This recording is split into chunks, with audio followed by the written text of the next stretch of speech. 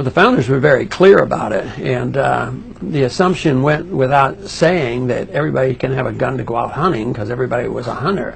But they wanted to be explicit that individuals owned guns because they never wanted to have the populace disarm. Matter of fact, they encouraged and they believed that each community and each state would have a militia, which was just a group of people who could be called up in an emergency to be deputized for protection. But the gun really was, that Second Amendment was provided, ironically, and a lot of people don't understand this, but it was to protect against abuse of government, because they needed guns to protect against the abuse of the king.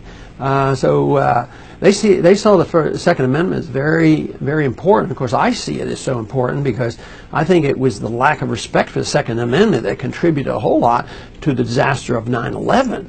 Because if individuals are responsible to defend themselves or their property, my guess is that if the government hadn't taken over security on the airlines, maybe the airlines would have said that a pilot could have kept a pistol up front and don't let anybody mess around. But unfortunately, before 9/11, they weren't allowed to have guns. They're still really not allowed.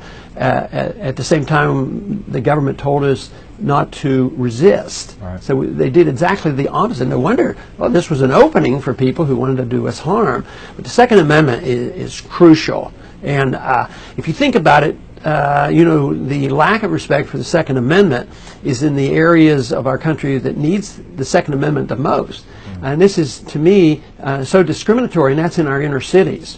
You go to the inner cities where there's the most crime, and yet if you're a law-abiding citizen, you're not allowed to defend against the crime.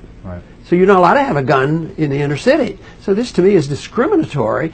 And, of course, there's a lot of laws against guns and drugs, and yet you have more violence in so many inner cities. So I think respect for the Second Amendment would go a long way to helping cut down on the violence and the killing of innocent people in many of our inner cities throughout the country.